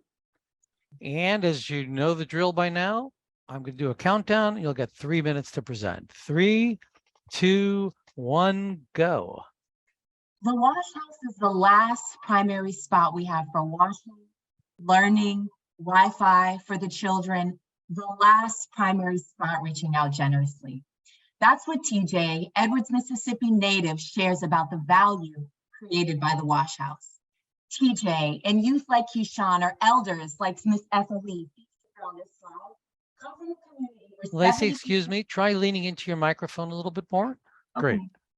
Come from a community where 70% of the population is unable to purchase broadband or the simple luxury of laundering their clothes at home. At the Wash House, we are breaking cycles of systemic failure with each cycle of laundry.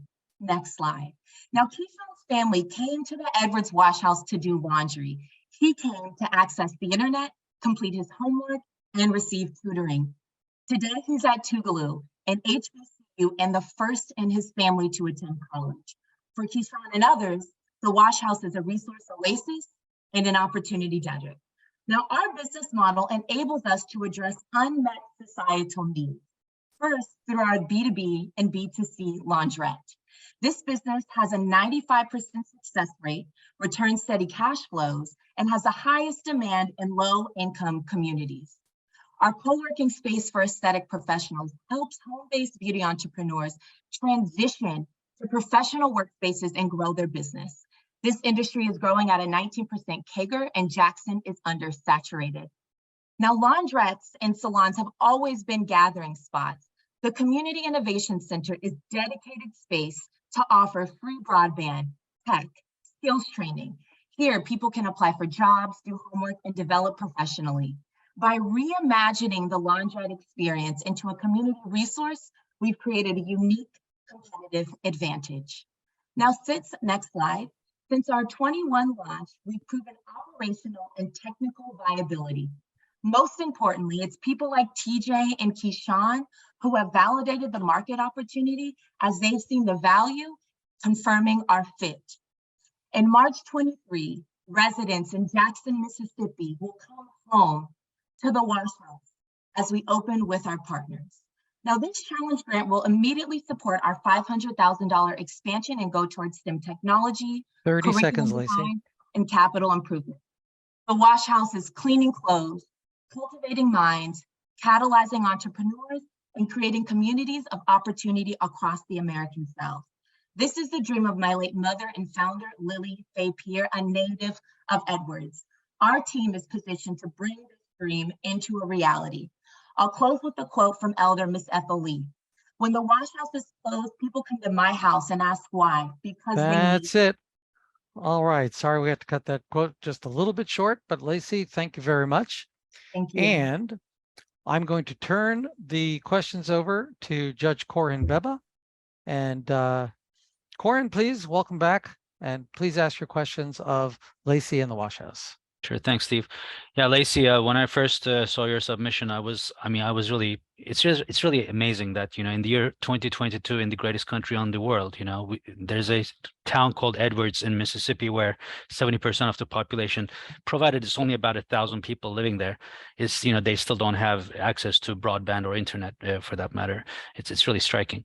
So what you're proposing obviously is awesome. I have actually a couple of questions really quick. The first one is, obviously you did have some sort of a, let's say, a pilot in Edwards, right? Which is a very small community there, and you'd bring this in, and now you want to, as far as I understand, scale this up to a bigger, 140,000 people, Jackson, Mississippi.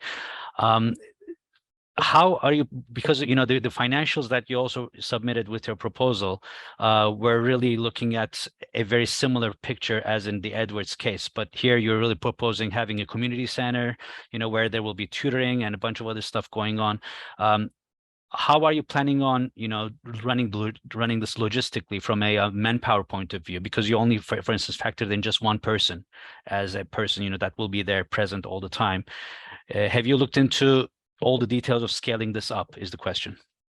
Yes, and I thank you for that question. I want to just share that in the state of Mississippi, 70% of the population cannot afford broadband. So that problem, that systemic problem, is not just limited to Edwards, but extends into larger cities. So when we're thinking about scaling specifically around the laundrette business, and I invite my team to also offer some insights here, it's very low human capital required to run our core business. We need one attendant, maybe part or full time, to do this role. So that's one reason why we also like this, is the fact that we don't need a large team to really drive the core business of our program. I invite others from the team to also offer insights on this too. And we have about a minute left, so we can go a little bit longer. I can just speak a little bit to the other things, such as the co-working space for aesthetic professionals, or CIC. So for the Community Innovation Center, part of what's really important for that to operationalize is our collaboration with community partners. We've already established relationships with the Jackson State University National Society of Black Engineers. So to support tutoring, college readiness, other local groups such as the City of Jackson Police Department and their IT department for professional development. So a lot of that will be offloaded onto our community partners, as well as Congressman Benny Thompson. So civics training, voter knowledge, a lot of that is stimulated through our partners. And as far as the co-working space, this is a booth rental model. So as far as that, there's less oversight because these are individual business owners coming in to operate their business in our space. And then for professional development for them, we'll have partners such as professionals in the industry. Okay, great. Corin and team, we're at 3 minutes, but Corin, if you have another question. No, we're good. We can go on. Thank you. Yes. Very good. All right. Thank you, Team Washhouse, and thank you, Corin. We're next going to go up to business coach Tom Nardachi, who's been working with Team Atelier for the Future. Let me say a little bit about Tom. Tom is the founder and CEO of Aurelius Coworks, a socially responsible real estate firm that develops, owns, and operates co-working communities and startup ecosystems. They own and operate Troy Innovation Garage in Troy, New York, Bull Moose Club in Albany, and the Westway Club in Providence, Rhode Island. Tom also consults on unique real estate projects. Aurelius Coworks has a particular focus on urban revitalization projects and an interest in social entrepreneurship. The firm's service approach to real estate is rooted in a desire to help startups and entrepreneurs and to work on neighborhood-focused projects. In 2005, Tom created Gramercy Communications. Gramercy became one of New York's leading public affairs firms, with clients that represented over $10 billion worth of economic activity across New York. In early 2021, Tom sold Gramercy to the Martin Group, a firm with an equity investment from Hearst Newspapers. Tom, welcome, and please introduce your team, Atelier for the Future. Great, thanks. Thanks, Steve, and hello, everyone. It's an honor to participate again. This is my third year coaching, and I'm a proud alum of SPS and the Strategic Communications Program in 2005 at the start. And I'm pleased to introduce our team, Atelier for the Future, and their Baby and Boomers platform. You're about to learn that Baby and Boomers addresses two challenges facing every community in most countries around the world: the growing aging population and the crisis of childcare. And as parents of two young children ourselves, this team's work spoke directly to me and my wife, and we're ready for launch and we're ready to become customers ourselves. Our team members are dynamic, thoughtful, and driven. They include presenter Min Young Sun, an applied analytics student at Columbia SPS, a former consultant at Nielsen. Also Sang Gyu Jung, a best-selling author in Korea, a former Korean government officer, presently attending the Harvard Kennedy School, receiving a master's in public policy. And finally, Soo Hee-young Kim, currently a PhD candidate in biostatistics at the Mailman School of Public Health. And I'm sure that everyone is going to be as impressed with their presentation as I have been during my time coaching them. And I'm really excited for them today. So Min Young, I'll let Steve do your countdown, and I hope you're ready. Great, Tom, and thank you. And Min Young and team, here we go. As Tom referenced the countdown, 3, 2, 1, go. To the parents here, what does your morning today look like? You're probably rushing out of time getting your kids ready. As you can see on the right, prime-age mothers had to yield their career to take care of their kids, leading to increasing demand for child caregivers, as shown on the lower right. The expanding global child care market is failing to meet the needs of families with kids. The world is also aging. By 2050, 1 in 6 will be over age 65. Actually, our teammate Mr. Jung will be part of that 1 in 6, so this problem should be everyone's problem. We propose to leverage the currently aging population by putting them back at work as caregivers. There are enough seniors who once used to be moms and dads willing to look after kids in their neighborhood. Baby and Boomer is a service that connects parents in need of someone to look after their kids with their local licensed seniors. And why seniors?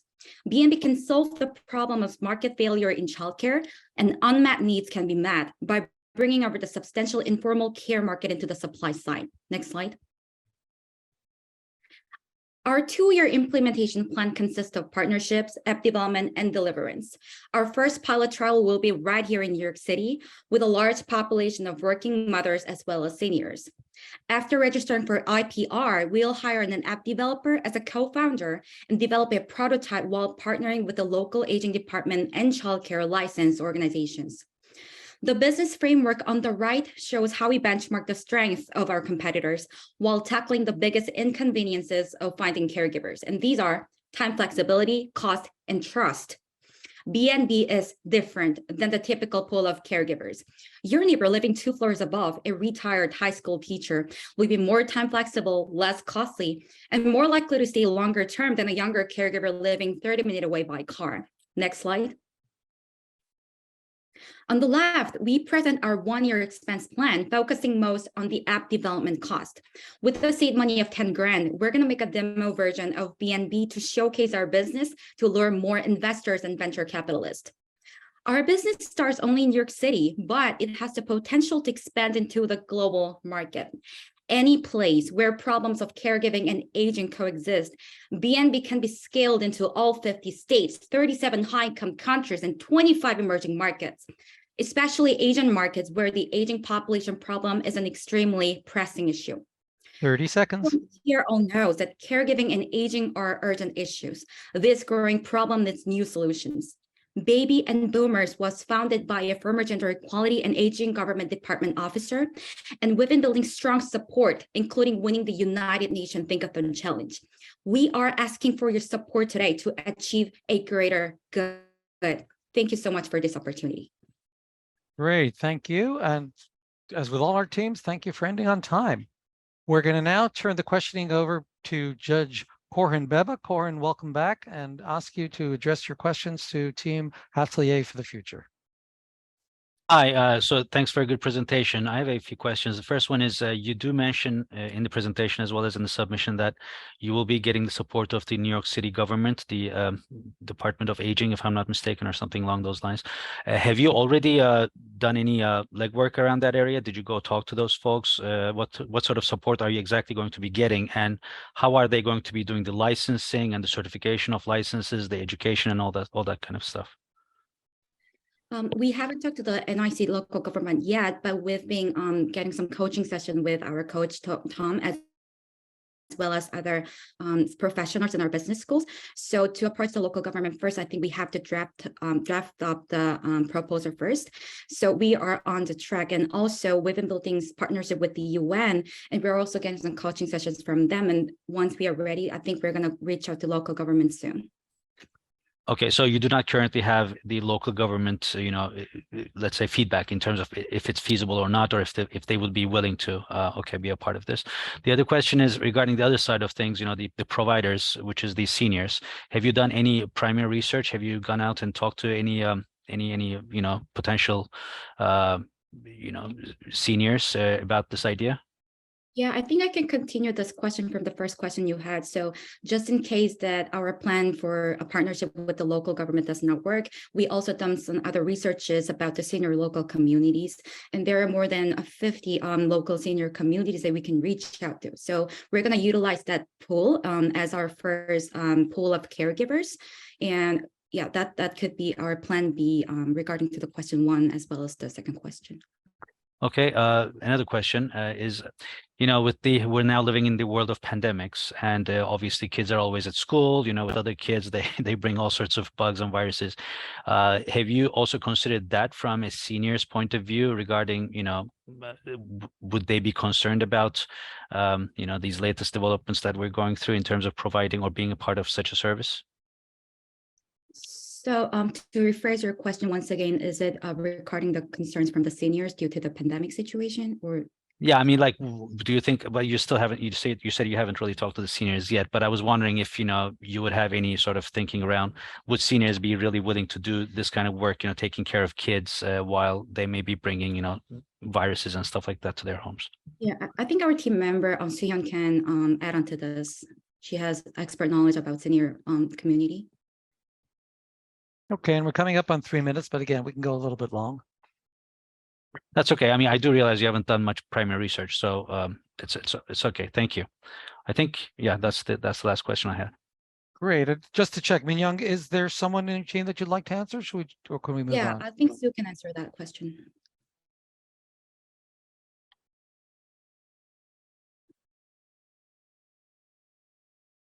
So your audio is not working.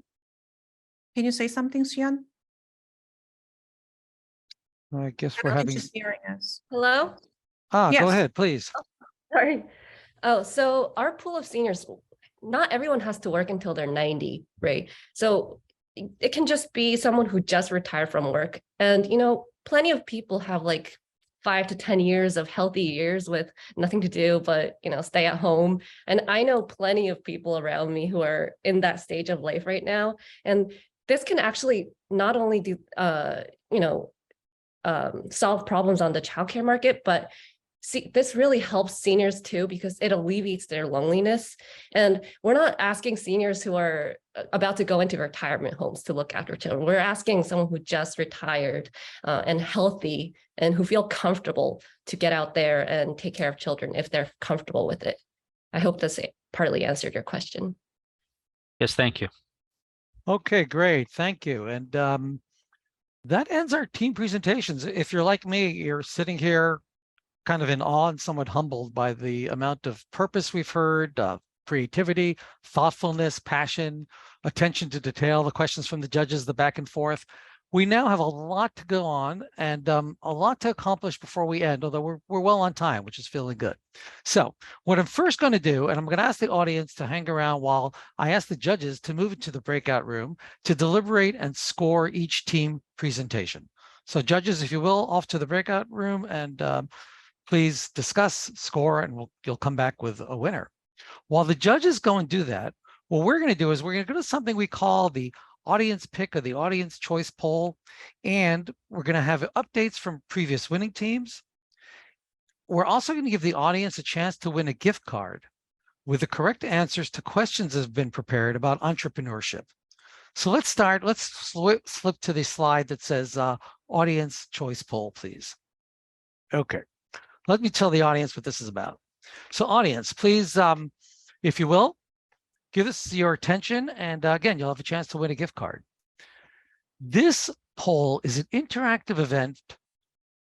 We're going to ask you to vote for your favorite team before we get into the gift card event. We're going to ask you first to vote on the team. So let me back up on that.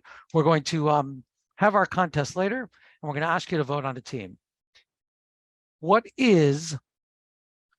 going to list our teams in order. So 10 teams in order.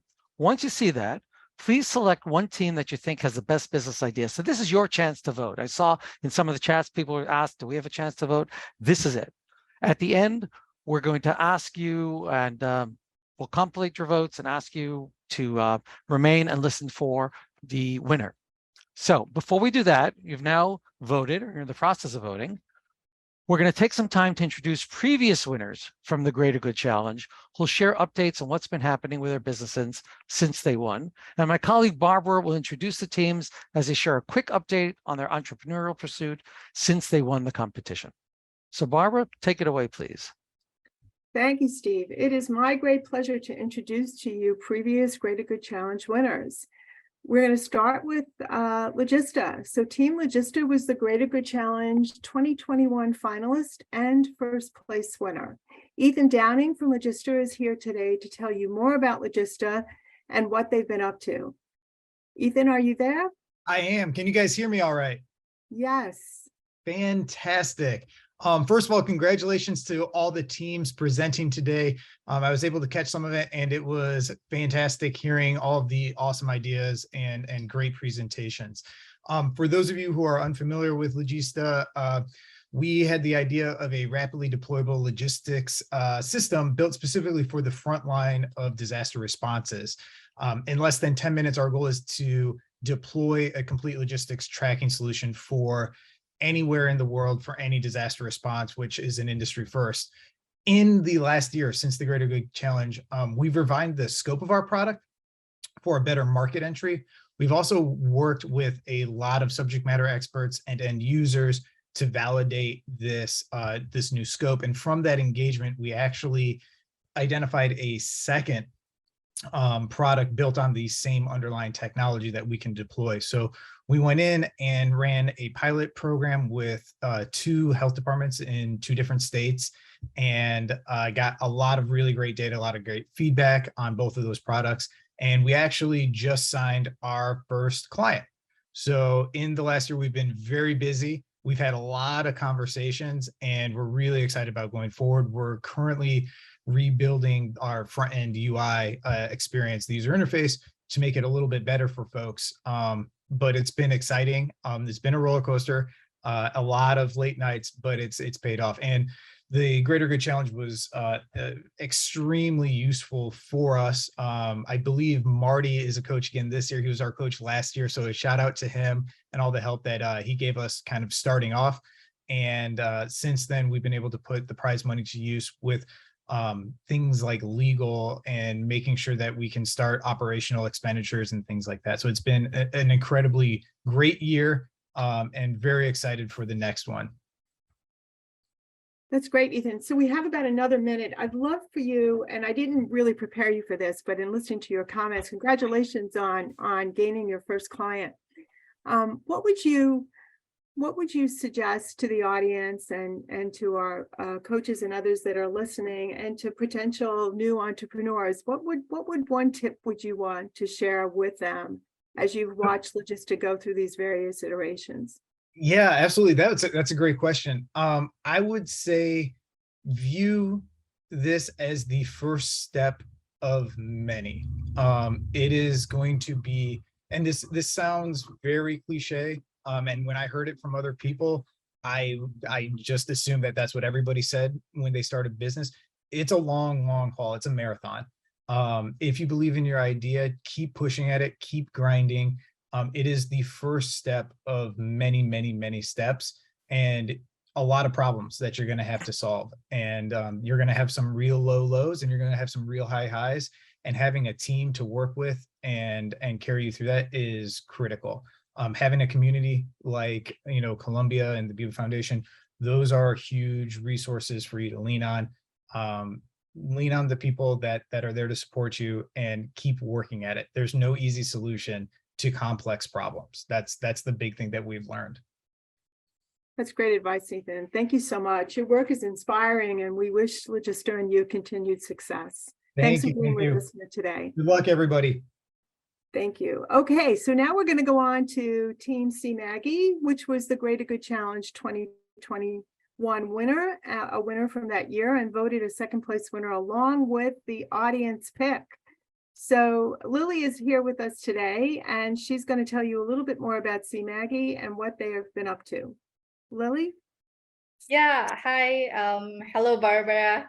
Thank you so much for having me. I'm so glad to be back here again after a year. It's nice to see all the ideas coming from the 10 finalists from this year's challenge. And before I start, I think I would like to give a shout out to Indonesian delegation who competes in this year's challenge. Segara team, good luck, guys. You did a great job. And I would like to also greet my past mentor, Tricia Bowman, the one who should not be forgotten, Simegi's mentor. Thank you so much for taking the time to mentor us, and Segara's mentor as well, Catherine. Thank you so much. And yeah, so hello again, everyone. I am Lily from Simegi, and together with other team members, Gladys, Uli, GD, and Benarivo, we got the second place from last year's Greater Good Challenge. And a little bit about Simegi. Simegi is a social enterprise which aims to recycle nutrients that is contained in organic waste into black soldier fly maggot as an affordable and sustainable feed for catfish farmers in Indonesia. And by doing this, we hope to solve two main problems here in Indonesia. The untreated organic waste that end up in landfills and creating another environmental problem, and the expensive feed cost, which is getting affordable for our local catfish farmers here in Indonesia. And so yeah, a quick update from us. In April 2022, we got another funding from Columbia SIPA as we won the first place for SIPADIN's Public Policy Challenge. And to give you the context, we started working on Simegi in September 2022 because last year, after the competition, we were still staying in New York, and we're not able to work on that because we're not in Indonesia. But now we're able to continue working on it. And right after I went back to Indonesia after my graduation. So yeah, in September we started, and then we have established our legal entity. So now in Indonesia, we are legally registered as a limited liability company under the name of Inovasi Nutrisi Sirkular. So, and then after that, in early October, we signed a 5 years partnership with local village government in Jombang, Indonesia, to use their land, where we built an organic waste treatment facility as our maggot farm there.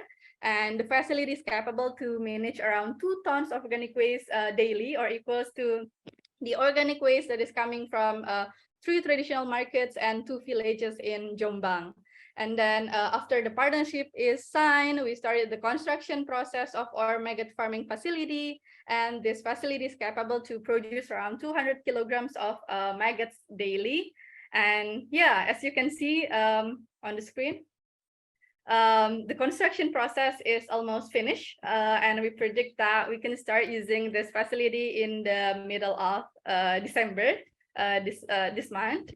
And also last month in November, we have also secured partnership with one big catfish farmers as our buyer through a subscription model. So we're going to supply our maggot products to him daily. And we plan to utilize this partnership as our go-to-market strategy to acquire more farmers from other community, from other catfish farmers community by showcasing the effectiveness of the maggot use from this partnership that we have. And lastly, within the next 6 months, as we strengthen our production, we plan to experiment producing maggot derivatives products like a dried maggot and maggot powder. And also, we're going to offer organic waste treatment service as our alternative revenue stream through a B2B model with the hotels, restaurants, and office institutions in Jombang, Indonesia. And yeah, that's all. The progress seems to be slow because we started it late in September, but we know that we are getting nowhere but closer to our goal to create an ecosystem with zero organic waste to landfill. Thank you. Thank you, Lily. What to you seems like slow progress is very impressive to us. And we are very impressed with your work and your passion and wish you continued success. Thank you so much for joining us. So I'm going to turn the program now back to Steve, who is going to challenge the audience understanding of entrepreneurship. Steve? Barbara, thank you. And thank you, teams, for those updates. So audience, please listen closely because we have some rules to follow and an opportunity to win a $100 gift card, actually 2 times. So there's going to be 2 questions, but each one's going to be asked separately. You'll respond in the chat with the answer that you believe to be correct. So after the first question, respond. Then later there'll be a second question to respond. The first person to answer the first question correctly will win a $100 gift card. So there's timing involved in here. Again, we'll repeat the same process for the second question. Please don't enter your answer in the chat until the question and possible answers are read, or you will be disqualified. So this is not like Jeopardy. You need to hold your finger off the buzzer until you get all the answers read to you. Okay, here's the first question. According to a recent article in Harvard Business Review, the #1 reason that 2/3 of startups never deliver a positive return for investors is 1, overly ambitious vision or idea, 2, cost of new customer acquisition after early adopters, 3, senior team lacks breadth of experience, or 4, rushing into an opportunity prematurely. Please answer.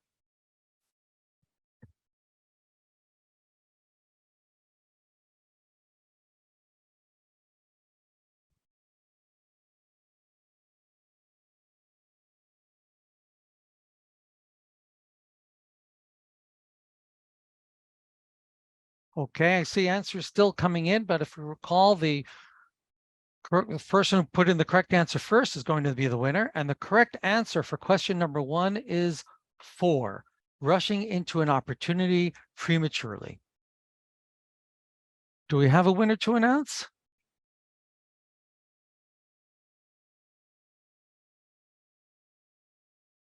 I'm not seeing it in my chat, but I can announce it, Steve. Sorry about that. Yes, please. Yeah, so the winner is LeVar Matthews. LeVar Matthews. LeVar is a member of our HCM program at SPS, has nothing to do with the contest, but LeVar, congratulations. Very happy for you. Okay, let's go to the second question. Remember, please wait until the question and potential answers are read. Here's the question. Entrepreneurial activity and applications to start new businesses in the retailing, food service, and logistics sectors have 1, increased during the pandemic, 2, continued to decline during the pandemic, or 3, remained unchanged during the pandemic. Please answer.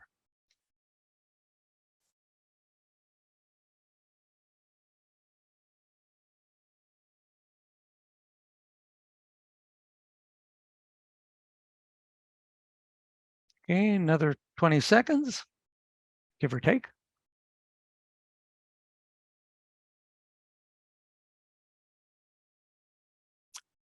All right, well, thank you very much. And again, first correct answer will be the winner. And the answer is entrepreneurial activity and applications to start new businesses have increased during the pandemic. That might be a surprise. And who's the winner?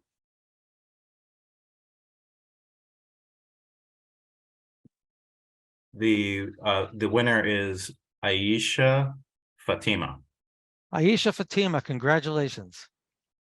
Great. So LeVar and Aisha have each won a $100 gift card for the answers to these questions. Thank you, audience, for participating. Saw a lot of numbers and answers coming through. And in the meantime, I understand that our judges have finished their deliberation and have returned to the main room. So I'm going to turn the mic and MC role over back to Kellyanne. Kelly will introduce the winners, starting with the audience pick. Kelly, go ahead, please. Yeah, before that, I just wanted to let everyone know the audience pick is for the audience members who is not part of the final presenter and teams. So I'm going to ask Paul to look at the answers and see. And LeVar, I'm so sorry, you're one of the finalists, so we have to pick somebody behind you. Could you pick the name right behind LeVar? Sure. What was the number first again? Question? Yeah, what was the number as far as like 1 through 4? The answer? Yeah, the answer. What was it? The answer to the first question was number 4. Number 4. Okay. 1 second, please. Oh, let me find the bar. Sorry, they were being very technically accurate, but just want to make sure that everything is fair and transparent. And we're doing everything live. Sorry about the delay. So the winner is Norman Oliver. Okay, Norman, are you here?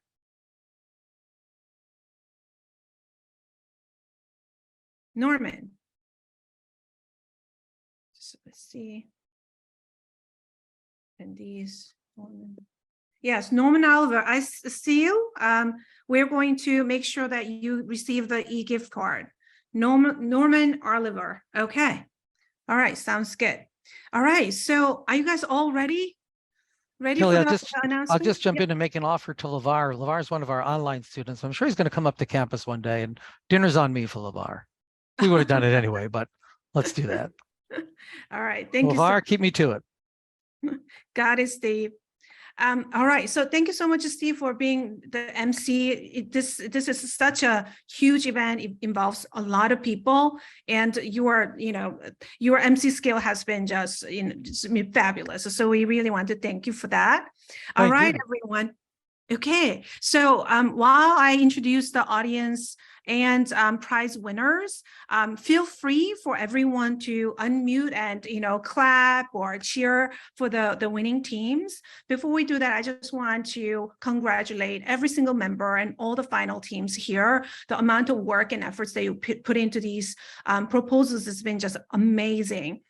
And we know that by doing all that work, other people will benefit, and we really value your efforts for this competition. So everyone, we are going to start with the audience pick. All right. So Ife, if you can start sharing your deck. Sorry, just one moment. We're just putting together the names. Oh, okay. So everyone, as you know, we just got the results hot off the press, literally a few seconds ago.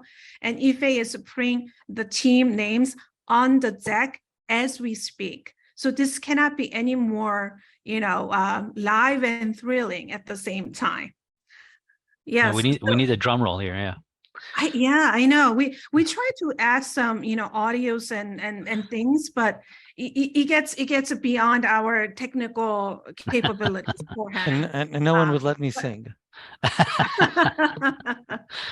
Next year, Steve. Steve, if you would like to, then absolutely, we can do like a mini karaoke. Duet, I think. You have the voice for it. There we go. Yeah, the audience wants you to sing for sure, Steve. Overwhelming demand. I haven't met many of them. All right, I see it coming. Okay, award ceremony. And please reveal our audience pick, Ife. The audience choice is the Wash House. Woo! Can we have a presenter from Wash House to say something? Their remarks? You're muted. LeVar. Yeah. Oh, I see Lacey. Lassie. Hi, I'm Dana. I don't know where the rest of my team is. They're right here. But They are thank here. I you. think they're muted.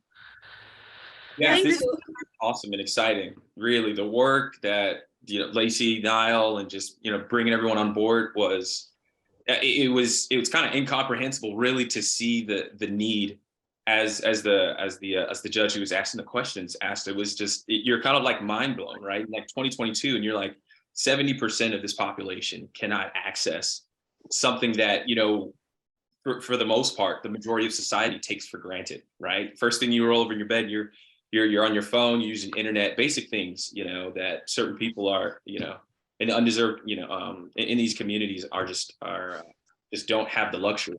So it's just really lost for words. Lacey?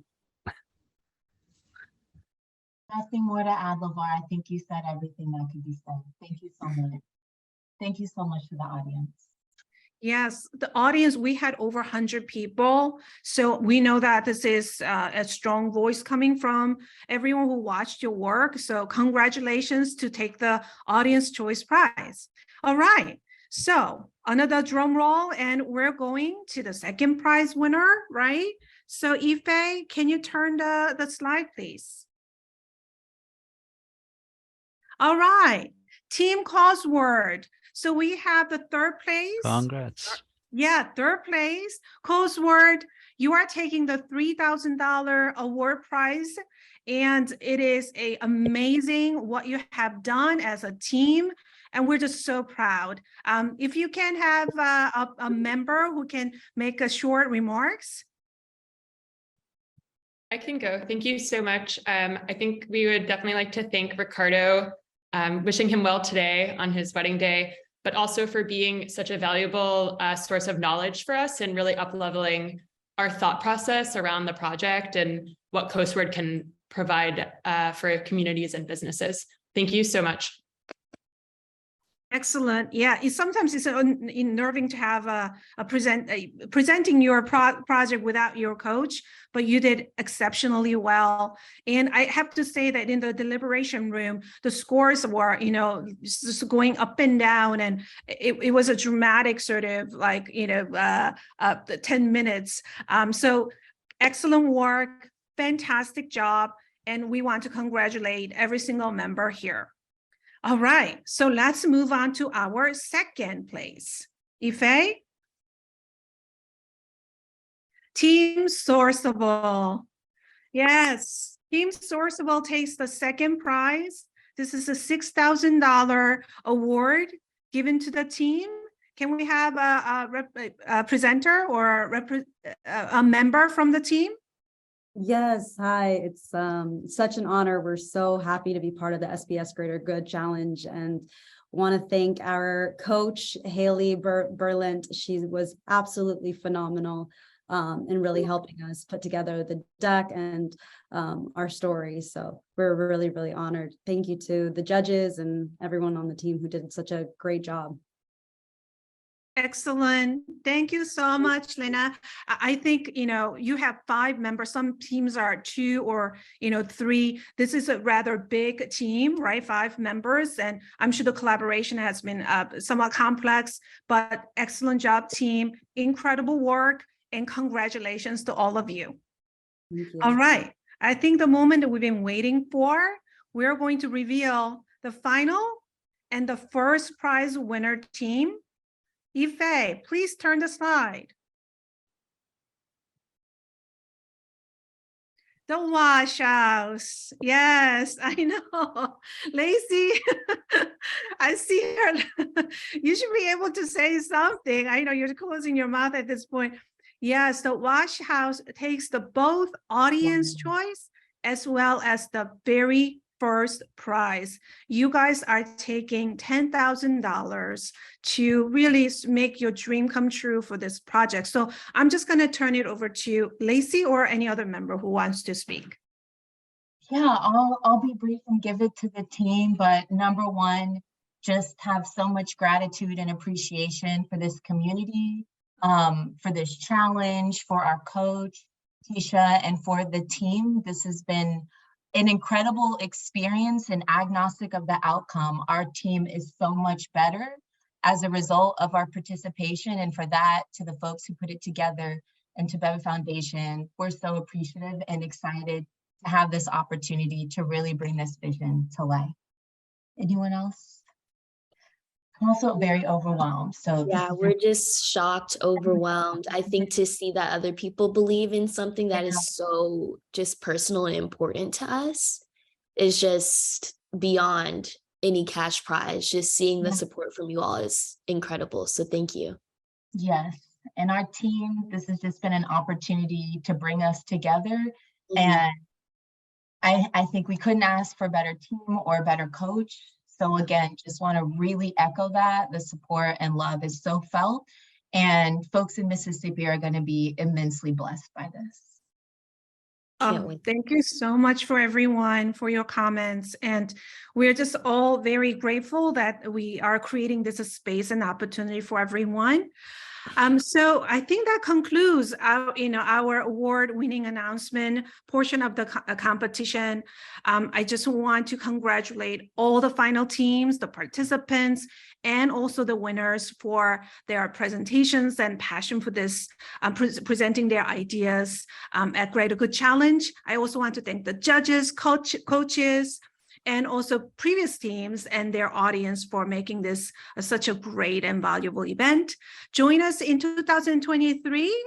We're hoping to hold another Greater Good Challenge and stay connected with all of our entrepreneurial community and Columbia University peers and colleagues. And we look for the details on the upcoming events at the Portfolio Fair, where we're going to present all the final teams' proposals and presentation, engaging employers and alumni and other Columbia University partners, so that they can also see for themselves what a great, wonderful ideas people are presenting to address great challenges that we see today. Thank you, everyone. And I hope everyone has a wonderful holiday. And that's a wrap for us.